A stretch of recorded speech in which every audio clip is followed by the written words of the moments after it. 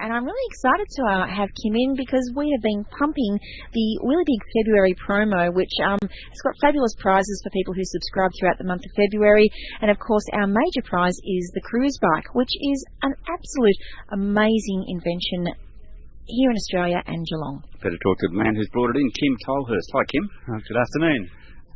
Now, tell us all about, for the listeners at home who perhaps haven't seen a Cruzbike, is there a simple way of explaining its nature compared to the push bike design? Yes, it's very simple. The Cruzbike is developed from putting the triangle of the traditional bike, as we've known it for 120 years, and putting it at the front. And this has allowed a beautiful seat to Tuesday Drive on 94.7 The Pulse. And Sally, we've got a guest in the studio. The recumbent, or the sitting position, has been proven to be the most efficient way of cycling a bicycle. So you're actually sitting quite a lot lower than like a bike we're used to? The frames are full-size frames, so it's not appreciably lower. In fact, the head height is about the same as a grown person on a racing bike with the head down going for it. Yeah, so in this way, so you've got your pedals right at the front. Yes. And like you said, recumbent, you kind of, like, imagine you're sitting down with your legs straight out kind of thing, isn't it? Yes, your legs are parallel to the pavement, and you set the seat similar to your motor car. Once it's set, that's how you like it, and you adjust the distance from the handlebars just how you like them for cruising or for power or for climbing a hill. Now, Kim, how did this design come about? Because it is quite radical in the scheme of things. It's been 100 or so years since bike design changed dramatically. How did it all come about?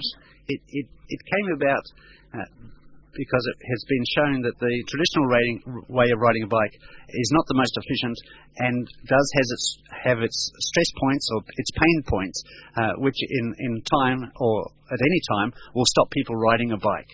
Or they'll put up with the pain because cycling is such a pleasurable thing to do for mobility. So this was, I understand your own brother was involved in inventing this.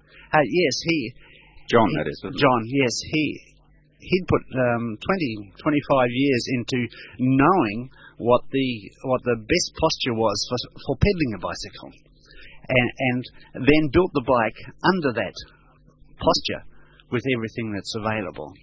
Oh, right. So he sort of designed the best posture and then worked out how all the mechanics of it would work around that situation, yeah. That's the Cruzbike.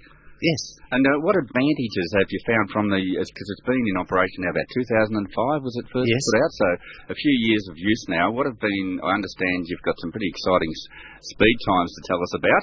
It happened recently. What are the perceived advantages over a conventional bicycle? Well, the first advantages are it takes away the pain points or the stress points of traditional cycling. They are basically gone. The thing that takes its place is its efficiency, so that you can pedal for longer or for faster. And the new news that you just mentioned was that this weekend a woman in America in the international time trials, unfaired, that means a bare bike, and no drafting, means you're on your own, she set a new world record for 24 hours. Indeed, she beat the best men available. So we're very excited about that. And what sort of reaction would that get in the States to the Cruzbike? Like, were they just astonished and people are really contacting you now about it? Yes, that has started already. The impact was immediate. The particular rider, Maria Parker, they always thought that she was a great rider, and she set a number of records on the Cruzbike already, from 100 mile to 100 mile and 12-hour records. They thought, oh, she's a really good rider, and of course she is. But now, having beaten everybody else, they say, it must be the bike. So the focus has come back to how the bike is working. Oh, that's right. If it was Cadell Evans, it would be Cadell. But if it's a woman, it must have been the bike. You think so? Well, the athlete's already proven herself. So now, how she maintained that proof, or how she maintained that effort, it must be the machine. And did you have a bit to do with her before she left? She chose a Cruzbike to go over and compete with it. Oh, actually, she is already American. She lives there. I see.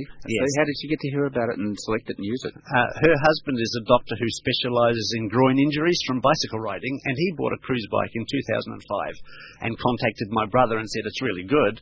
And my brother said, well, if you buy the worldwide distribution rights, I'll have the money to put the bike in production. And that's how it got to have worldwide distribution. So how many different countries could you find the cruise bike in? There are about 20 countries now. That's fantastic, around isn't it? the world, and there are more cruise bikes sold in Australia outside America than any other country.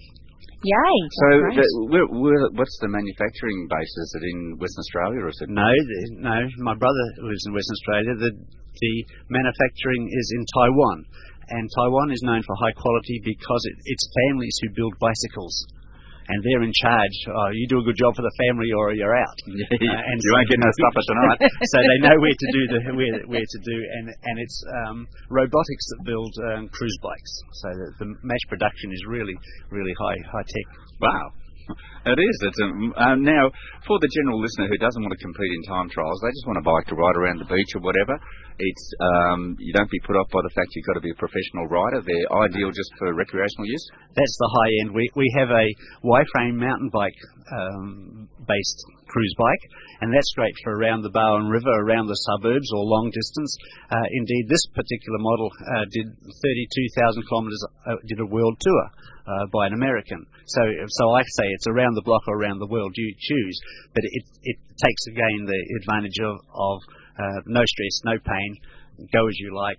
And because of the head-up position, same as driving your car, you're driving into the panorama all the time. And it's your peripheral vision that sees the scenery and sees the pathway. And so there's no moving the head up and down. You've just got the sideways, gentle movement as you would if you were walking. And unlike conventional bikes, you've got a seat that actually has a little back, haven't you? So you're actually sitting down like some support in lounge room comfort in some ways. Yes, it's a contoured seat, and from the very first one that was made, it actually hasn't been changed, and it's multi-fit from 5 foot tall people to, well, in the old language, 6 foot 3 or 4. So yes, it's an amazing seat that takes care of it, and it leaves the shoulders free for powering and also for relaxing. So Kim, for somebody who's conscious of exercise and getting a really good aerobic workout, does the efficiency then decrease the aerobic workout, or does it enable you just to go for longer? How does that work? It enables you to go for longer. And because the stress points are taken, and the manner of engaging your upper body with your lower body, because you're pedaling and steering the front wheel, it's a complete body motion. Your torso is set still in the seat. Your use of your arms and your legs are taken so that you're using a greater range of muscles on a cruise bike, and the aerobics therefore are easier to manage.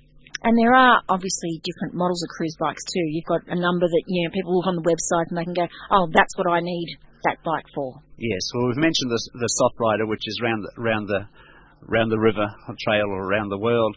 There's a folding model that folds down into a suitcase for international travelling, or the back of your yacht, or if you're in an apartment house, or you need to really store it in the off times, then it folds into a suitcase. And there's a conversion kit.